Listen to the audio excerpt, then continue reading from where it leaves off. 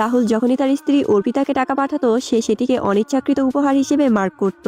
তার পরিকল্পনা ছিল যদি কখনো তালাক হয় তখন সে এইসব টাকা আবার ফেরত চাইতে পারবে। সে ভাবতো অর্পিতা আইন কানুন কিছুই বোঝে না, কিন্তু রাহুল জানতো না যে অর্পিতা একসময় দেশের সেরা আইনজীবী ছিল। বিয়ের পর সংসার দেখাশোনার জন্য সে নিজের ক্যারিয়ার ছাড়তে বাধ্য হয়েছিল রাহুলের জোরাজুরিতে। দিনে দিনে রাহুলের স্বভাব বদলে যায়। অর্পিতা ভাবলো কিছু আয়ের জন্য একটি লিগ্যাল লাইভ স্ট্রিম শুরু করব। অপ্রত্যাশিতভাবে প্রথম কলারই ছিল তার নিজের স্বামী রাহুল। লাইভে রাহুল অহংকার করে বলতে লাগলো, আমার স্ত্রী অর্পিতা তো কিছুই পারে না, আমি স্রেফ দয়া করে তাকে সঙ্গে রাখি। কিন্তু অর্পিতা সবই শুনছিল, স্ক্রিনে তাকিয়ে ব্যঙ্গাত্মক হাসি দেয়। যে মানুষটি একসময় তাকে জেতানোর জন্য নিজের শরীরে আঘাত করতে রাজি ছিল আজ সেই তাকে বেকার গৃহবধূ বলে অপমান করছে। এটাই ছিল সবচেয়ে বড় বিদ্রুপ। লাইভ শেষে অর্পিতার সহকারী নেহা বলল, ম্যাম এই লোকটার কণ্ঠস্বর খুবই চেনা লাগছে। রাহুল এটাকেও ব্যঙ্গ করে বলল, আমার স্ত্রী তো শুধু ঝাড়ামোছা করতে জানে, আইন কানুন কিছুই জানে না। সেদিন রাতে রাহুল উপহার হিসেবে তাকে লাইভ থেকে পাওয়া পুরস্কারের টাকা দিয়ে একটি সস্তা নেকলেস দিল। অর্পিতা নেকলেসটি দেখে বুঝলো এটাই তো লাইভের পুরস্কার। তবুও সে কিছুই বলল না, শুধু হালকা হাসি দিল। রাহুল যখন দেখলো অর্পিতা কোনো রাগ দেখাচ্ছে না